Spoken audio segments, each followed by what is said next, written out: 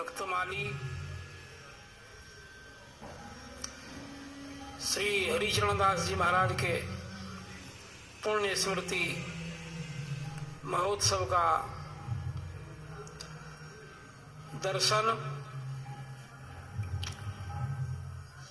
बहुत अद्भुत है, सुंदर है। यह श्रीमद जगतगुरु द्वाराचार्य श्री पीपा पीठाधीश्वर श्री झंकारेश्वर दास जी महाराज की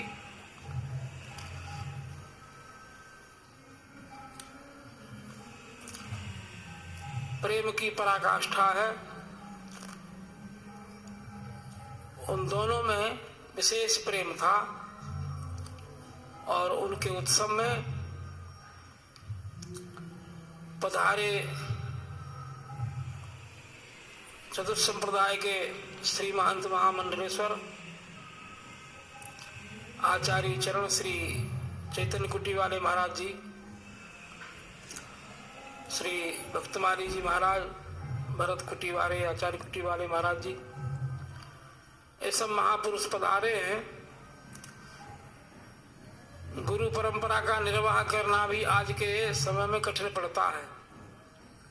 यदि गुरु जी बुढ़ापे में तीखे वहां के है जाए थोड़े ऐसे हो जाना कि यदि कुटिया का दूसरे लिख गए, ऊपर वाली का दूसरे लिख गए, तो बहुत भारी झंझट पड़ जाता है और लोग कह ही देते हैं नहीं थे तो गुरु जी ही, लेकिन वो अंत में बिगड़ गई थी ना। तो गुरु परंपरा का निर्वाह भी बड़ा कठिन रहता है। गुरुओं में श्रद्धा बनी रहे, ये भी बहुत बड़ी बात है। आचार्य जी गोस्वामी तुलसीदास जी की कथा सुना रहे हैं भक्तमाली के अनुसार। कलिकाल में उद्धार हो, इसके लिए कुछ साधन की आवश्यकता तो है ही नहीं। जैसे रोड पर कोई बढ़िया रोड बन जाए, सरकार टोल फ्री कर देती है, ऐसे गोस्वामी तुलसीदास जी ने तो कलिकाल में भी सबको टोल फ्री कर दिया है। कलिकर एक पुनीत प्रतापा, मानस पुण्य होए नहीं पापा। इतना बड़ा लाइसेंस देना ये गोस्वामी जी की बहुत बड़ी कृपा है। गोस्वामी तुलसीदास जी महाराज के गुरु भाई जी का भी ऐसा रहा। बाबा नंददास जी को अयोध्या में चित्रकूट में गोस्वामी जी के साथ खूब निवास किए, सो वृंदावन आए गए। वृंदावन की रस की परंपरा को देख करके उनका मन इधर मुड़ गया, तो फिर गए ही नहीं। अब बाबा से पूछी जाए भाई कौन सी परंपरा लिखेंगे? श्री नंददास जी महाराज पहले बारी लिखेंगे, पीछे बारी लिखें, तो चक्कर पड़ ही जाता है। लेकिन त्यागी जी का जो प्रेम था श्री हरिचरण दास जी महाराज से, वह बचपन का प्रेम था उनका। श्री सुदामा कुटी में त्यागी जी रहते थे और हरिचरण दास जी महाराज भी निवास करते थे। तो त्यागी जी तो एक दिव्य महापुरुष हैं। उनको आलसी तो नहीं कहा जा सकता, उन्होंने बहुत भारी कार्य किया। पीपा पीठ का जो उद्धार किया उन्होंने श्री भक्तमाली जी महाराज की कृपा से, बहुत बड़ा कार्य आपने किया। लेकिन ढीला कहने में तो कोई आश्चर्य की बात नहीं। ढीले ऐसे त्यागी जी, जब सो गए तो 3 को आंख बन जाते। महाराज जी भक्तमाली देखते थे, देख लो भाई नक्शा खींच लो, कोई फोटो खींच लो। वह जमाने में फोटो की ज्यादा परंपरा भाई, मोबाइल सब पर थे नहीं, तो ऐसे सोते और सोते ही रहते, 3 को आंख बन जाते।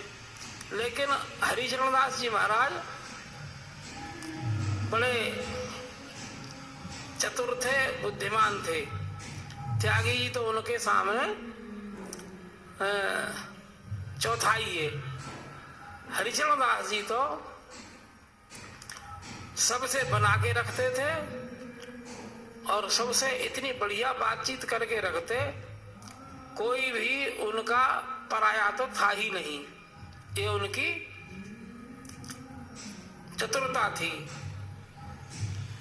किसी भी संप्रदाय के महापुरुष को आप कभी ऊंचा ही मानते थे, अपने से छोटा मानने की उनको आवश्यकता कभी पड़ी नहीं। उसका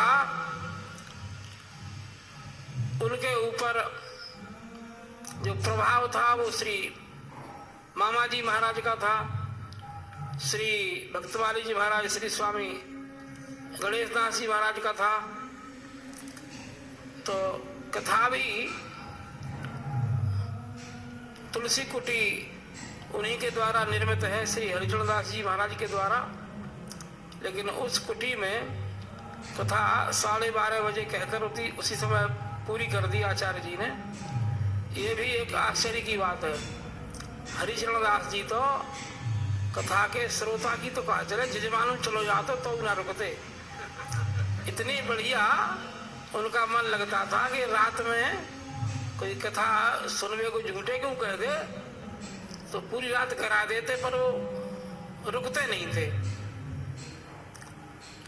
भगवान की इच्छा से अंत में स्वास्थ्य खराब हो गया और कम आयु में ही आप चले गए। हमारे साथी ही थे, थोड़े बहुत उम्र में ऊपर नीचे होंगे।